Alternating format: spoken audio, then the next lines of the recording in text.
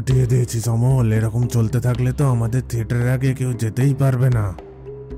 আরে ওই আর কি, আমি আর কি করলাম বল। তুই যাই বল না কেন, আমাদের কিন্তু একটা পার্টি চাই। কি বল সুরজিৎ ইন্দ্রাণী? হ্যাঁ একদমই তাই।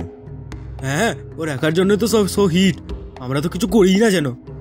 হ্যাঁ সে তো ঠিকই, একার জন্য কি আর শো হিট হয়? সবাইকার জন্যই শো হিট হয়। আরে আমাদের কিন্তু ভুললে চলবে না, আমাদের কিন্তু আরও শো আছে, সেগুলো কিন্তু আরও ভালো করতে হবে, ঠিক আছে? সোহমের কথা জানি না, কিন্তু আমরা তো করবই। হ্যাঁ, আমি তো সব গন্ডগোলটা করি না, আর তোরা কি করিস? হ্যাঁ বলতো। এই সোহম, বেশি কথা বলবি না। কি হচ্ছে কি গ্রিন রুমে এসব? হ্যাঁ অমল, তুমি থাকতে এরকম অবস্থা হবে এটা আমি ভাবতে পারিনি। গোপাল বাবু, এই সোহমই হচ্ছে যত নষ্টের গোড়া, সবার সাথে একবার এই ঝগড়া করতে আসে। আচ্ছা আচ্ছা, আমি আজ আসি, বুঝলি? বাড়ি ফিরতে হবে তাড়াতাড়ি। আমিও আসছি। আর হ্যাঁ, এরপরে যেন কোনো ঝামেলা না হয়, এটা যেন মাথায় থাকে।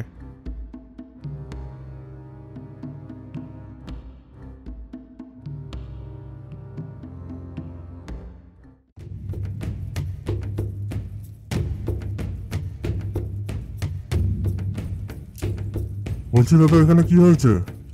আরে দেখো না, এই ছেলেটা রাস্তায় মরে পড়ে আছে।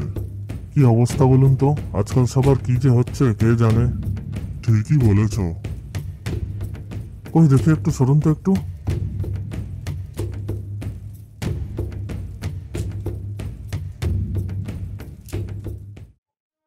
আমি বলছি রাজেশ, এই সোহমই কিছু একটা করেছে। পুলিশ তো আসবে আর একটু পরে, দেখে নিস ওর কি হয়। তোদের হিরোর কিছু হলে আমি কি করব?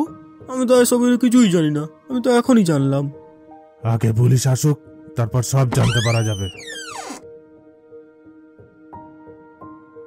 আচ্ছা বলছি, অফিসার এসেছেন, তোমাদেরকে কিছু বলতে চায়।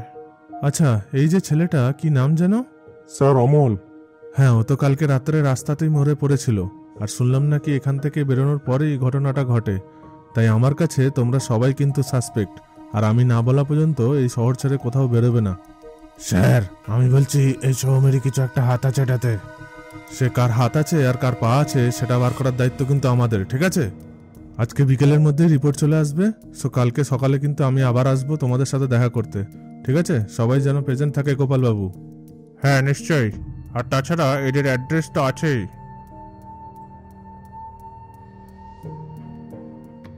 আচ্ছা বলছি, সবাই প্রেজেন্ট আছে তো? হ্যাঁ স্যার, খালি সুরজিৎকে বাদ দিয়ে।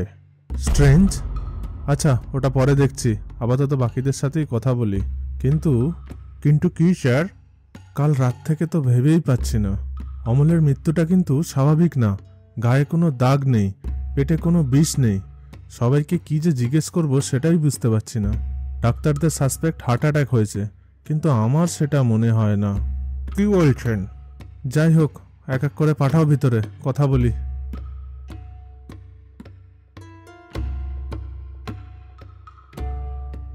নাম কি? রাজেশ। লাস্ট কখন অমলের সাথে দেখা হয়েছিল? এই থিয়েটারে লাস্ট দেখা হয়েছিল বাড়ি যাওয়ার আগে। আচ্ছা, কালকে তুমি সোহমের বিষয়ে কিছু বলছিলে, ব্যাপারটা কি? আসলে স্যার, সোহম অমলকে সহ্য করতে পারে না, সবসময় হিংসা করে অমলের ওপরে। আচ্ছা, তোমার সাথে অমলের কিরকম সম্পর্ক ছিল? ও আমার খুব ভালো বন্ধু ছিল।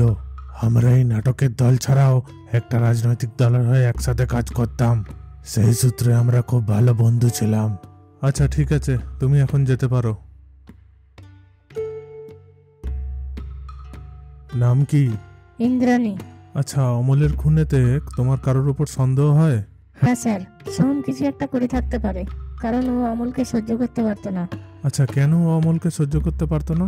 অমল যে কটা নাটকে অভিনয় করতো সব কটা নাটকই ভালো হিট হতো, তাই সোহম অমলকে একদমই সহ্য করতে পারতো না, খুব হিংসা করতো ওর ওপরে। আচ্ছা, অমল যেদিন রাত্রে খুন হয় তুমি সেদিন রাত্রে কোথায় ছিলে? আমি স্যার এই থিয়েটার থেকে সেদিনকে বাড়ি চলে গেছিলাম। আচ্ছা, তুমি এখন আসতে পারো, দরকার পড়লে আবার ডাকবো।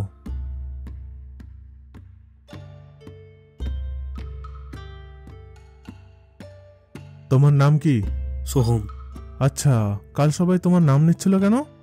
আমার সাথে আসলে অমলের সম্পর্কটা ভালো ছিল না, তাই লোকে বলেছে, কিন্তু ওটা নেহাতি গুজব। আচ্ছা, লাস্ট অমলের সাথে কখন দেখা হয়েছিল? এই থিয়েটারে। তারপর আর দেখা হয়নি? না, তারপর আমিও বাড়ি চলে গেছিলাম, তাই আমি আর কিছু জানি না বেশি। ঠিক আছে, যেতে পারো এখন। Thank you. গোপালবাবু, ওই ছেলেটার বাড়ি কোথায় যে আজকে আসেনি? হ্যাঁ দিচ্ছি, দাঁড়ান। এই যে। আচ্ছা, আজ চলি তাহলে।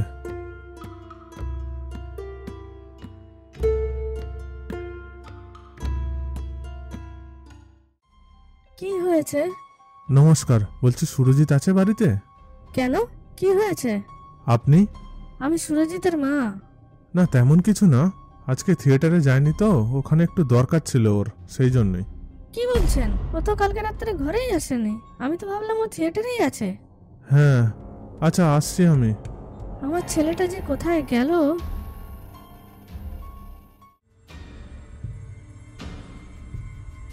স্যার, একটু আগে একটা খবর এলো, কালকে যেখানে ওই নাটকের ছেলেটাকে পাওয়া গেছিল ঠিক সেখানে আর একটা ছেলের বডি পাওয়া গেছে। হোয়াট? এক্ষুনি চলুন। হোয়াট? এটা তো সুরজিৎ। কি হচ্ছে এটা আমার ছেলেদের সাথে? সেটাই তো বুঝতে পারছি না। স্যার, যাই করুন এটা বন্ধ করুন প্লিজ। আমি আর আমার কোনো ছেলেদের হারাতে চাই না। চেষ্টা তো করছি গোপালবাবু।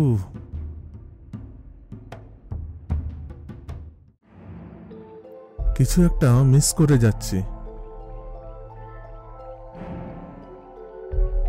না, এভাবে হবে না।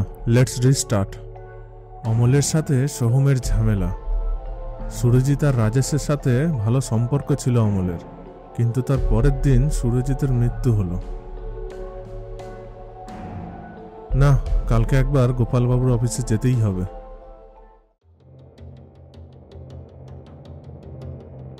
গোপালবাবু। আরে আপনি? হ্যাঁ আসুন, কি হয়েছে স্যার? আচ্ছা, বলছি যে সোহম এসেছে? না স্যার, ওটার পরের দিন থেকে আর আসছে না। কি বলছেন, কোথাও চলে গেল নাকি? আমি তো ঠিক বলতে পারছি না স্যার। আচ্ছা, ওর বাড়ির অ্যাড্রেস আছে? হ্যাঁ এই যে। আচ্ছা, আজকে আসি।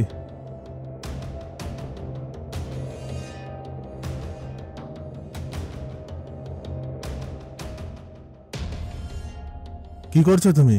কে? কিছু না স্যার। আমি স্পষ্ট দেখলাম কিছু একটা করছিলে। দেখাও দেখি। আপনি ঠিক আছেন তো? হ্যাঁ ঠিক আছে।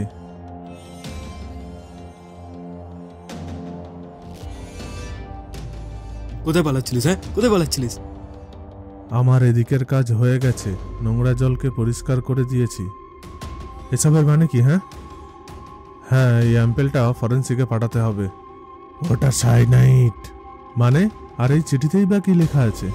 আর লুকাচ্ছি না, এই দিয়ে আমি অমলকে মেরেছি। মানে এটার মানে কি? নিমুখ হারামকে মারবো না তো কি করব? কিসের নিমুখ হারাম? অমল কি করেছে খুলে বল। আমরা একটা দলের হয়ে কাজ করতাম, ওখানে আরো 3 জন আছে, কিন্তু বিগত কয়েক মাস ধরে আমাদের দলের খবর কেউ বাইরে পাচার করছিল আর টাকাও সরাচ্ছিল। তাই ওটার পিছনে তদন্ত করতে গিয়ে সেদিন ঝামেলার পর বাড়ি ফিরতে গিয়ে দেখি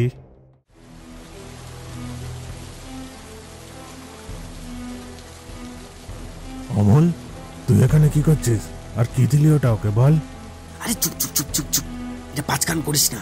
তোকেও টাকা দিচ্ছি বুঝলি, কাউকে বলিস না কিন্তু। এটা তোর আর আমার মধ্যে, ঠিক আছে? বিশ্বাসঘাতক নিমুখ হারাম, তুই তাহলে সেই যে আমাদের তথ্য পাচার করছিল, আর টাকাটাও তাহলে তুই সরেছিস?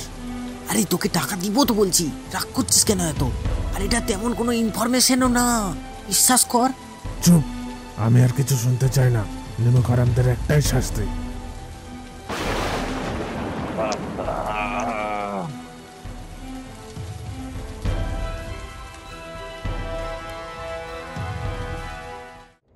রাজেশ, তোকে আমি ছাড়বো না। তোর তো ভালোই হলো, তুই আর কি বলছিস?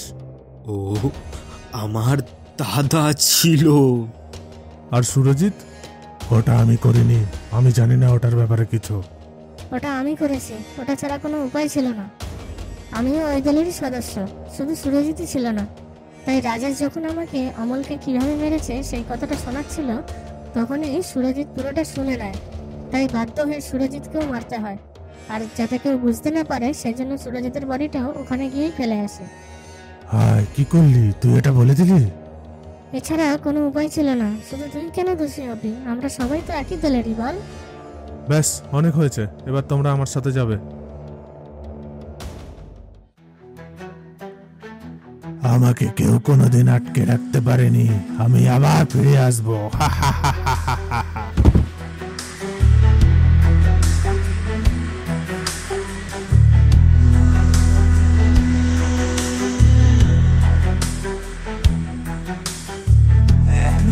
মঞ্চে হয়েছিল গল্পের সৃষ্টি, যা ছিল দেখিল কাহিনী।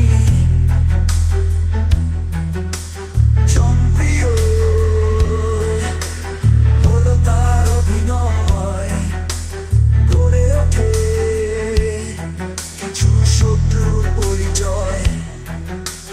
হিরো গেল রাস্তায়, মাদার হলো অপরাধ, একটি রহস্যময় যোজনা। নাট হলো চরম আবার, নাট্যমঞ্চ হলো প্রতিষ্ঠের আখড়া। বিশ্বাসঘাতকে নাই কোনো বাঁচার রাস্তা।